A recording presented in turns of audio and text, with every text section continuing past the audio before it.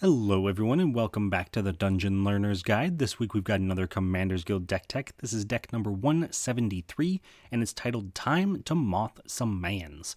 And if you haven't seen this show before, what we're doing is randomly selecting a card from Scryfall.com, working with a budget of $100 or less and building a commander deck for Magic the Gathering around a theme of the chosen card. So this week, our random card was suggested to us by Doodle over on Discord/Patreon, and that card is the Wise Mothman, which is 1 black, green, blue for a 3/3 legendary creature insect mutant. It's got flying. Whenever it enters the battlefield or attacks, each player gets a rad counter. And whenever one or more non-land cards are milled, put a +1/+1 counter on each of up to X target creatures, where X is the number of non-land cards milled this way. So right off the bat, obviously, since we have a legal commander as our random card of the week, that does mean that our commander for this week is the Wise Mothman. So we are fully building around this. And this is not the pre-con deck. I know that the Wise Mothman is a pre-con face commander, so if you bought the pre-constructed deck for the Wise Mothman, there are a lot of overlapping cards, but they are not all the same. So you might notice there are some upgrades, so if you did get the pre-con, this is hopefully a nice, cheap budget upgrade video for you as well. With that being said, let's jump into some of our themes and talk about what we're going to be doing to try to make this commander work. So the first and probably most obvious theme is going to be rad counters. We want to make sure that every player has as many rad counters as possible so we can trigger Mothman as many times as possible.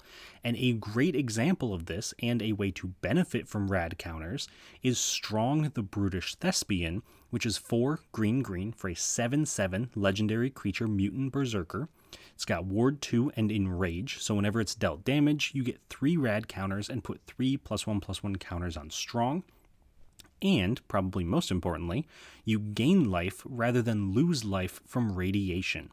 So just in case you're unaware of what radiation is, if a player has 1 rad counter, at the beginning of their pre-combat main phase, they are going to mill 1 card since they have 1 rad counter. If that card is a land, nothing happens and you move on. If it is a non-land, then they will lose a life and lose the rad counter.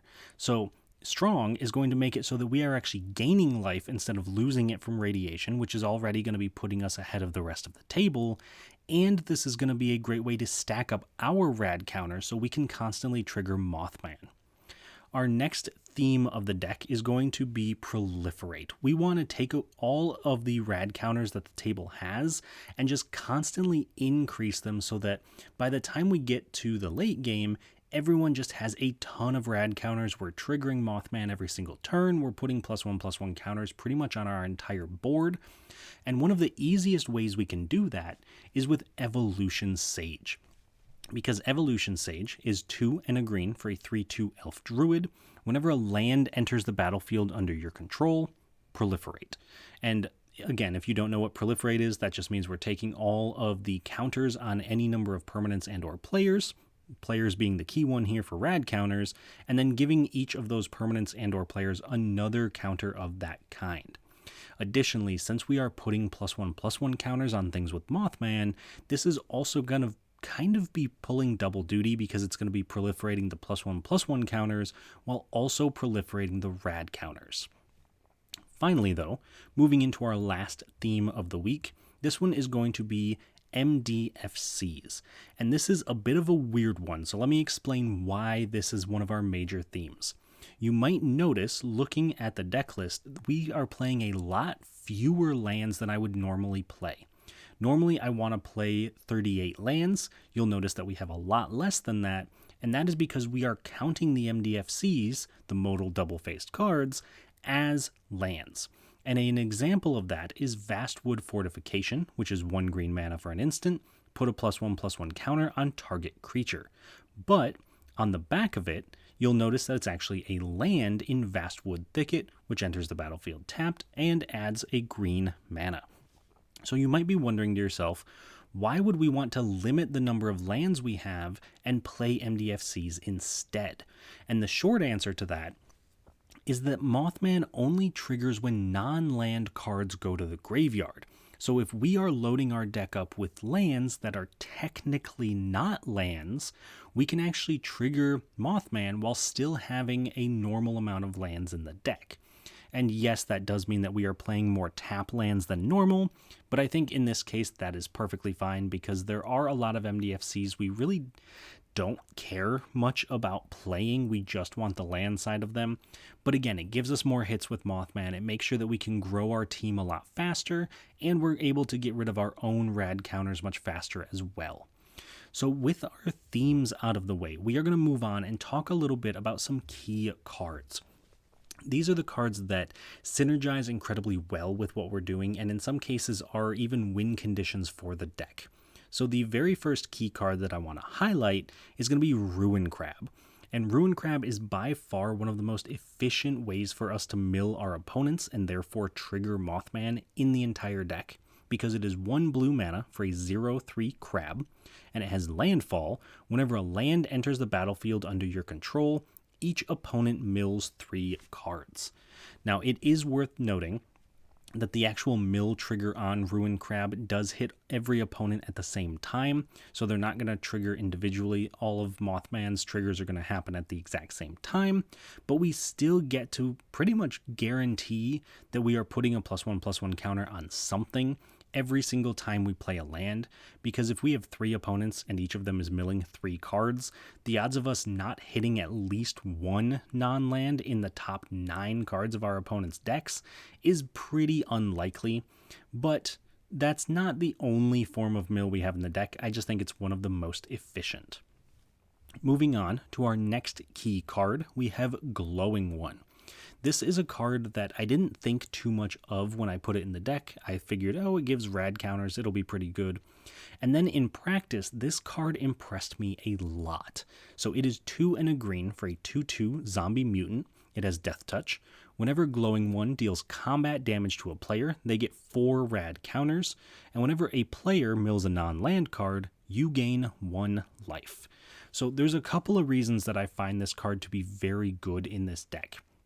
The first is that it's a Death Touch creature that has a combat damage trigger, and the fact that our opponents are either pretty much going to be trading with this creature because it has Death Touch or getting 4 rad counters is not an easy choice to make, especially if we're able to keep growing it with Mothman, because attacking with a 2/2 Death Touch is okay, but attacking with something that's like a 5/5 or 6/6 Death Touch means that not only is it going to pretty much take out anything that it touches, but it's also going to survive.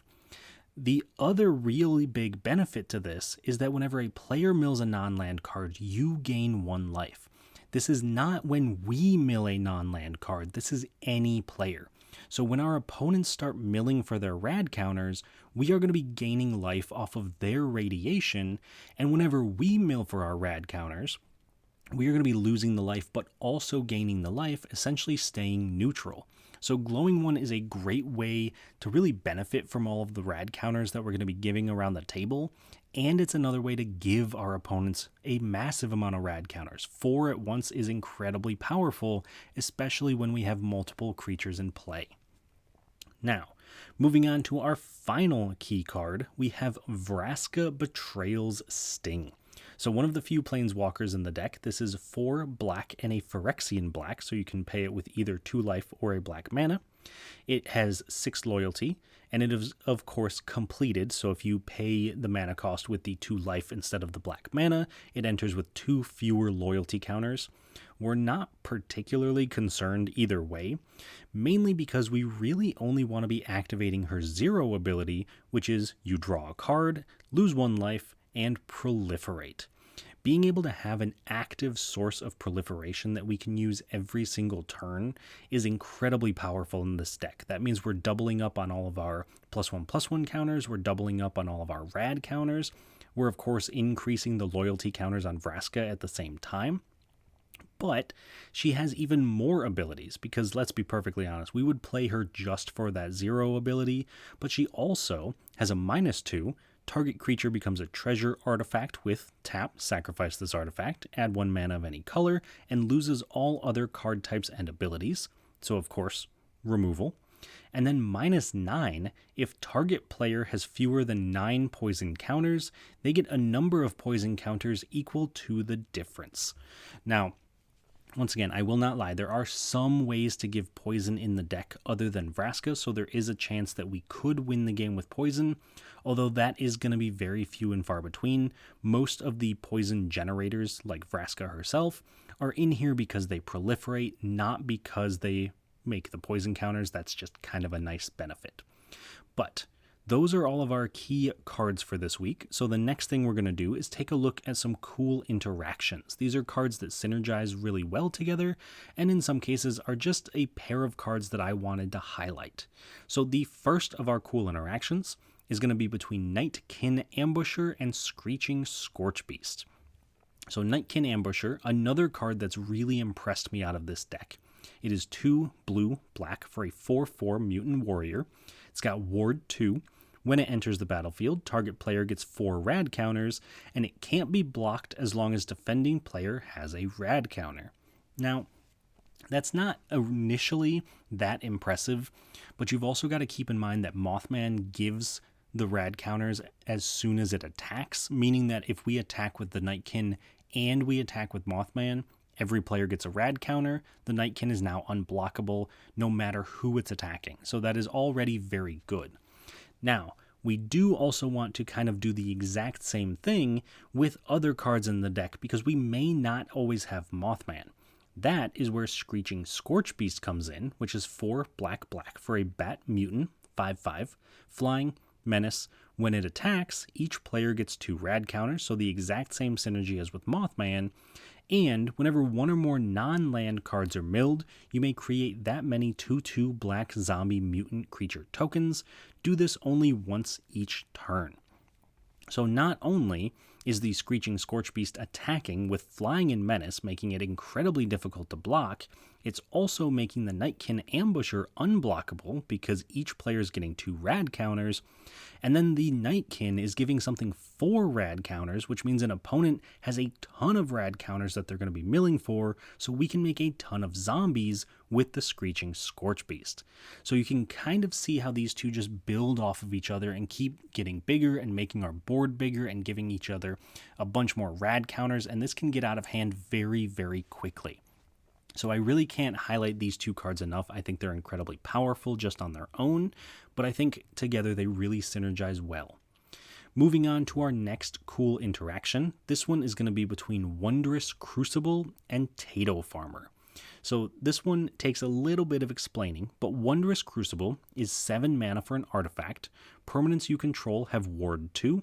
At the beginning of your end step, mill 2 cards, then exile a non-land card at random from your graveyard, copy it. You may cast the copy without paying its mana cost. That, combined with Tato Farmer, which is 2 and a green for a 1/4 zombie mutant peasant, has landfall. Whenever a land enters the battlefield under your control, you may get 2 rad counters, and tap, put target land card in a graveyard that was milled this turn onto the battlefield under your control tapped. So you might notice that they both deal with the graveyard. Specifically, Wondrous Crucible is going to get a non-land card, and Tato Farmer is going to be getting a land card, plus the Wondrous Crucible giving everything Ward 2, so it's harder to interact with, and Tato Farmer is going to be getting the lands out of the graveyard while giving us rad counters at the same time. So I really wanted to highlight these two cards together because this is kind of the bulk of our reanimation package, in the sense that Wondrous Crucible is going to be, like I said, getting the non-lands, and Tato Farmer is getting the lands. But combined, they can really get any card we want out of our graveyard, which is incredibly powerful. And it's also worth mentioning, not for Wondrous Crucible, unfortunately, but for Tato Farmer, you can actually get the lands from other players' graveyards as well. So that is something to keep in mind if you're milling with rad counters, that if someone mills a land that maybe taps for multiple mana or does something special, you can get it back with Tato Farmer, even if it's not your own. But that is all of our cool interactions for this week. So the next thing we're going to do is take a look at the price of the deck. This week, we came in at $97.86, so incredibly close to our budget limit of $100, and the most expensive card in the entire deck was Muldrotha the Gravetide. And Muldrotha kind of deserves this $8.26 price tag that it has, is 3 black, green, blue for a 6/6 elemental avatar. During each of your turns, you may play a land and cast a permanent spell of each permanent type from your graveyard. Since we're going to be filling our graveyard pretty quickly and pretty efficiently with all of our rad counters, it only makes sense that we want to build in ways to get the cards back out of the graveyard. So we have cards in the deck that care about getting specific cards out. We talked about Tato Farmer, we talked about Wondrous Crucible, we have some other pieces as well. But Muldrotha really is the most efficient way to do it, just straight up letting us play lands and cast permanents out of the graveyard. So if something dies on our board, whether it's a creature, artifact, enchantment, planeswalker, we can just keep getting it back every single turn as long as we have Muldrotha. So I do think it's worth the $8 price tag. But if you are looking to trim a little bit on the budget, you could cut Muldrotha, maybe put in some other form of reanimation that is significantly cheaper, and the deck wouldn't be too much worse because of it. On the other hand, though, if you're looking for a card to put into the deck that is a little bit outside of our budget range, I do have a suggestion for you there as well. And the card that I would recommend putting in this week is Mindcrank. And the card that I would recommend taking out for it is Void Wing Hybrid. So Mindcrank is 2 mana for an artifact. Whenever an opponent loses life, that player mills that many cards. This is immediately going to become very relevant with the Rad Counters and Mothman, because all of the Rad Counters make an opponent lose life and then makes them mill additional cards. But because it's a separate trigger from the actual Rad Counters, that's a separate trigger for Mothman as well, letting us put twice the number of +1/+1 counters on things as long as our opponents are hitting non-lands. It is also worth noting that it is a very well-known combo piece, so if you do put this in and you don't have the combo pieces to it, there is a good chance your opponents still target you anyway, so be aware of that going in. But if you are putting in Mindcrank, then of course you'd have to take a card out, and the card that I would recommend taking out is Voidwing Hybrid, which is a blue and a black for a 2/1 Phyrexian Bat. It has flying, Toxic 1, so there's some of that poison we were talking about, and when you proliferate, return Voidwing Hybrid from your graveyard to your hand. So normally having that free recursion, being able to get it back from the graveyard every single time we proliferate is very good, but unfortunately the card itself is just not very great. I found it kind of falling short of my expectations quite a bit because it's just a 2/1 flyer. A lot of times people have very easy ways to deal with it. It's not really going to be getting in combat damage very regularly. We typically have things that we want to be doing on our turn instead of recasting a 2-mana 2/1 flyer. So it's okay, obviously. It's still in the deck for a reason, but it's not nearly as good and as effective as Mindcrank if you're looking to actually close out games. So that is our deck for this week. That's everything from budget to key cards to themes. But before we get into the gameplay, because we do of course have to see how this deck performs in a game, I want to take a second to shout out some of our patrons and channel members and give you some ways to help support us if that's something you're interested in doing. As always, you can just like the video and subscribe to the channel. That is always appreciated and super, super helpful. So thank you all so much. But a special shout out to all of our patrons and channel members, such as William Swiftfoot, Doodle, Eric Huey, Jeff Winger, Jeffrey Poos, Salty and Sunshine, Tyler Esme, Sven Von Nimwegen, Patty Wack, Richard, Devin Purser, Brian Haney, Keegan Tawney, and Elias Meza. So thank you all so much for all of your support, and without any further ado, let's get into our game before we ramble on a bit too much. So this week we are going to be joined by 3 opponents.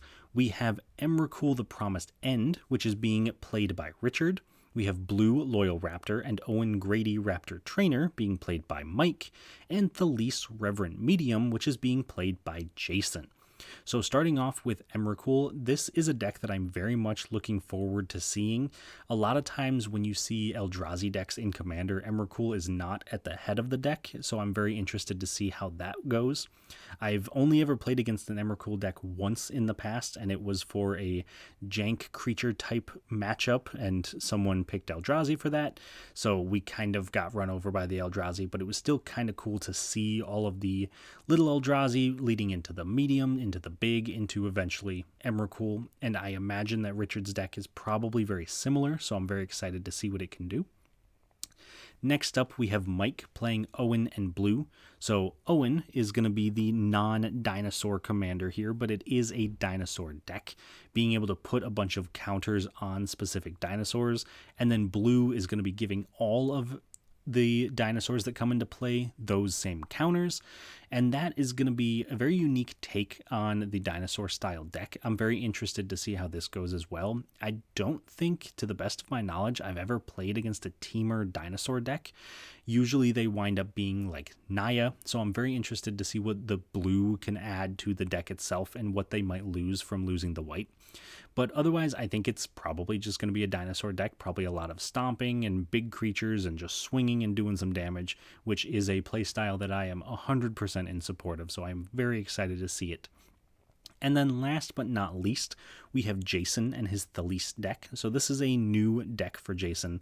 This is very similar to a lot of the other decks you may have seen him play on the channel, where it is aristocrat based. He wants to make a ton of tokens, sacrifice those tokens, make his opponents lose life while he gains life, and this is probably the deck that I'm the most concerned about at the table, knowing that Aristocrats is kind of like Jason's specialty. This is always the deck to watch out for when he sits down at the table, because he is a very good Magic player, and there's a lot of cards that just kind of do their own thing, and the decks tend to just synergize and keep building and kind of snowball out of control. So I do think that that is the deck to watch out for, but let me know down in the comments if you think another deck might be more difficult for our deck to take on. And of course, as always, get your predictions in. Let me know who you think is going to win the game. But without any more rambling from me, I hope you enjoyed the game coming up. I hope you enjoyed the deck tech, and I will talk to you all once it's done. At the start of the game, Richard goes first, followed by myself, Mike, and then Jason. On Richard's first turn, he plays a command beacon. I play an Umara Skyfalls. Mike plays a Hedge Maze Surveilling 1. Jason plays a command tower. Richard plays a Gaia Reach Sanitarium, then casts Felwar Stone. I play a forest and cast Aftermath Analyst, milling myself for 3. Mike plays a Riveteer's Outlook, which sacrifices itself, gains him a life, and lets him search his library for an island, putting it into play tapped.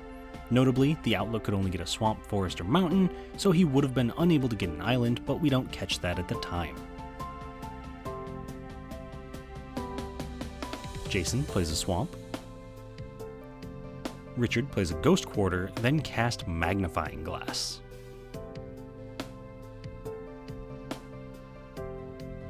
I play a forest and cast Glistening Sphere, proliferating when it enters, but there's no counters for me to proliferate. Then I move to combat, attacking Richard for 1.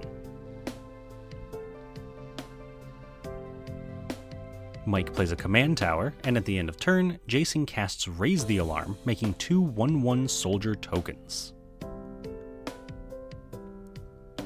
On Jason's turn, he plays a Castle Lochthwain, then attacks me for 2 with both of his soldiers, and in his second main phase, he casts Rosy Cotton of South Lane, making a food token when she enters, and putting a +1/+1 counter on another target creature whenever a token enters under his control, this time putting a counter on a soldier. At the end of turn, Mike casts Prismari Command, doing 2 damage to Rosie, killing her and destroying Richard's Felwar Stone. Richard plays a Sanctum of Eternity. I cast my commander, the Wise Mothman, giving each player a rad counter. I then play a Golgari Rot Farm, returning a forest to my hand, and attack Mike for 1.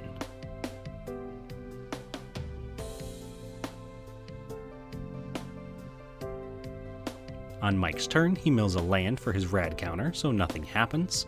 Then he plays a mountain and casts his commander, Blue Loyal Raptor, letting all his other dinosaurs enter with the same counters that Blue has.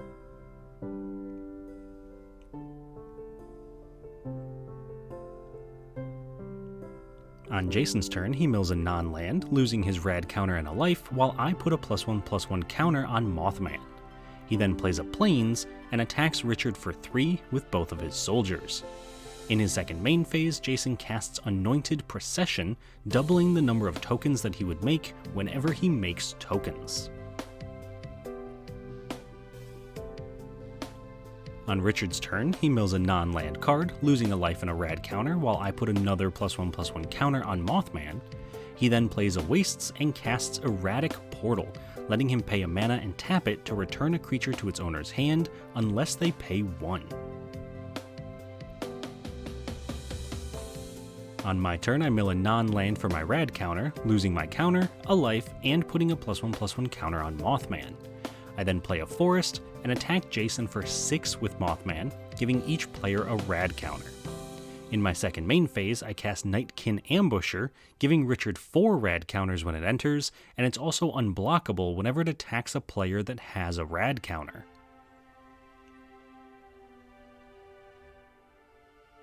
On Mike's turn, he mills 2 non-lands, losing 2 life and both his rad counters, while I put a +1/+1 counter on Mothman and the Nightkin. He then attacks Jason for 5 with Blue, and in his second main phase, casts Savage Order, sacrificing Blue to search his library for a dinosaur, putting it into play and giving it indestructible until his next turn. This lets him put a Tali Primal Conqueror into play, exiling the top card of each player's library until they exile a non-land card, letting Mike cast them without paying their mana costs.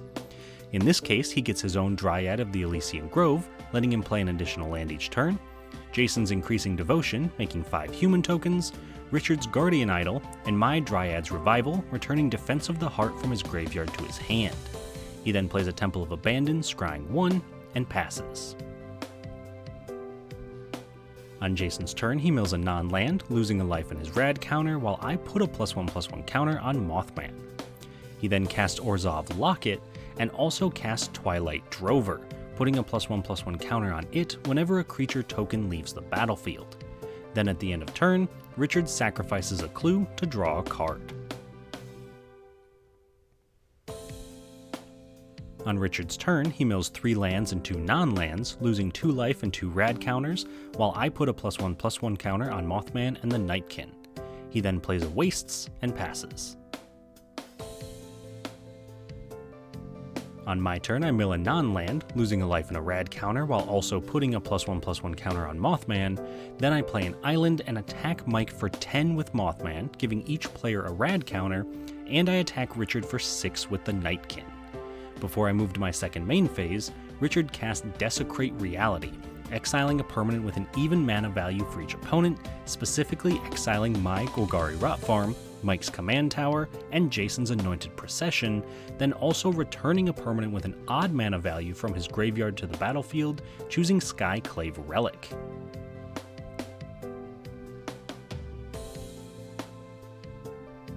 In my second main phase, I cast a Glowing One, gaining a life whenever a player mills a non-land card. Then, at the end of turn, Richard activates Erratic Portal, returning a Tali to Mike's hand. On Mike's turn, he mills a non-land, losing a life and a rad counter, while I gain a life and put a +1/+1 counter on the Nightkin. He then casts Bone Horde Dracosaur and passes. On Jason's turn, he mills a non-land, losing a life in his rad counter, while I gain a life and put a +1/+1 counter on the Nightkin. He then casts Cruel Celebrant, gaining a life and making each opponent lose a life whenever a creature or planeswalker he controls dies. He then casts Skull Clamp, immediately equipping it to a soldier token, giving it +1/-1, killing it, letting Jason draw 2 cards when it dies, put a +1/+1 counter on Twilight Drover, gaining a life, and making each opponent lose a life.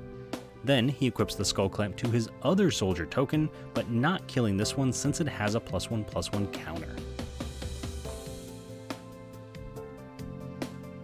On Richard's turn, he mills 3 non-lands and a land, losing 3 life and losing 3 rad counters, while I gain 3 life and put a +1/+1 counter on Mothman, the Nightkin, and the Glowing One. He then plays an Urza's Factory and casts his commander, Emrakul the Promised End, taking control of my next turn, then giving me an additional turn after that. On my turn, I mill a non-land, losing my rad counter and losing a life, while I also gain a life, and Richard has me put a +1/+1 counter on Mothman. Then he has me attack Jason for 12 with Mothman, giving each player a rad counter, and attack Mike for 13 with my other 3 creatures. Jason can't block, but Mike blocks my Glowing One and Aftermath Analyst with all his soldier tokens, killing 4 of them and both of my creatures, while he still takes 9 from the Nightkin. In my second main phase, Richard has me cast Malakar Rebirth, losing 2 life and targeting Mothman, so that when he dies this turn, I return him to the battlefield tapped. In my extra turn, I mill a non-land, losing a life in my rad counter, while also putting a +1/+1 counter on Mothman. I attack Richard for 9 with the Nightkin and Mike for 13 with Mothman, giving each player a rad counter, and before blocks, Richard activates Erratic Portal to return Bonehorde Dracosaur to Mike's hand, preventing him from blocking, so I knock him out with lethal commander damage. In my second main phase, I cast Bala Ged Recovery, returning Malakir Rebirth from my graveyard to my hand. On Jason's turn, he mills 2 non-lands, losing 2 life in both his rad counters, while I put a +1/+1 counter on each of my creatures. He plays a Plains and casts his commander Thalis Reverent Medium, making X 1/1 spirit tokens in each end step, where X is the number of tokens he created that turn. Then he casts Dawn of a New Age, which enters with 4 hope counters, and letting him remove a counter in his end step to draw a card. On Richard's turn, he mills 2 non-lands and a land, losing 2 life and 2 rad counters, while I put a +1/+1 counter on both of my creatures. He casts Thought Vessel, gaining no maximum hand size, and also casts Platinum Angel, preventing him from losing the game and preventing his opponents from winning the game. He then attacks me for 13 with Emrakul.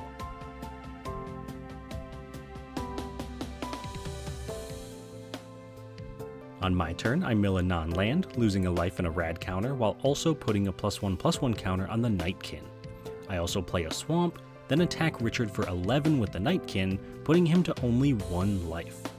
In my second main phase, I cast Kodama's Reach, searching my library for 2 basic lands, putting 1 into play tapped and the other into my hand. On Jason's turn, he casts Damnation, destroying all creatures. In response, Richard returns Emrakul to his hand with Erratic Portal, and I cast Malakir Rebirth, losing 2 life, targeting Mothman, so that when he dies, he returns to the battlefield tapped under my control, giving everyone another rad counter.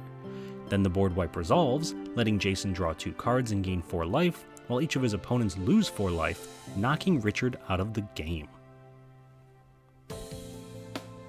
On my turn, I mill a non-land, losing a life and a rad counter, while putting a +1/+1 counter on Mothman. This allows me to attack Jason for 4 with Mothman, knocking him out with lethal commander damage, and winning me the game.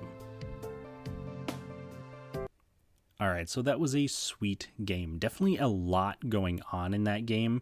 Unfortunately, Mike got kind of the short end of the stick, had not great protection against flying creatures with dinosaurs, so he really kind of just got beaten down by Mothman, and it didn't help that I had an additional turn and that his Bonehorde Dracosaur was bounced back to his hand. I would love to see this deck again from Mike in the future because, like I said, unfortunately it really didn't get to do too much, but I think the deck looked very, very cool, and I'm very excited to see what more it can do, so hopefully we do get to see it again in the future. Moving around the table, Jason's deck also didn't quite get off the ground. He started making some tokens and he started getting some engines rolling, but unfortunately he was forced to use the Damnation to wipe the board in order to try to survive, and while it was able to take Richard out, he didn't really count on me having the Malakir Rebirth to get the Wise Mothman back into play, which could immediately take him out as well, so a little unfortunate, but still kind of cool to see the value engine starting to tick up. And then Richard's deck, I think probably the most impressive for me, other than, of course, our own, because I got to brag a little bit. But being able to get Emrakul down as early as he did was very impressive. I believe it came down on turn 8, which is a lot sooner than I would have expected Emrakul to come down. He was able to ramp into it very well. He was able to get a bunch of different card types into his graveyard. But I think the thing that impressed me the most about that was that there really was a lot of interaction that came out of the colorless deck, and you typically don't expect that level of interaction. So I think that was super cool to see. Unfortunately for Richard, he tried to kind of use us and the Mothman as a bit of a sword to take out the other players, and then it wound up kind of hurting him in the end because he left us alive long enough to take him out as well. And then, like I said, of course, our deck wound up being the victors this week. We took out 2 separate players, both Jason and Mike, with commander damage, which I think might be the record for this year. But I think that commander damage with Mothman is a very real possibility, coming in with 3 power and immediately starting to get bigger, possibly even as big as a 7/7 by the time it rolls back around to our turn, makes Mothman just an incredibly difficult threat to deal with, especially because in the colors it's in, we have so much protection and so much removal. So I think the deck performed incredibly well, and this is one of the games where I really saw Nightkin Ambusher be an amazingly powerful card. So let me know down in the comments what you thought of the game, what you thought of the deck. Please let me know if you have any suggestions for future videos, any cards you would like to see me build around. I always love getting suggestions from the comments. So, like I said, leave me a comment, like the video, subscribe to the channel, and I will see you all on the other side of the Dungeon Learner's Guide.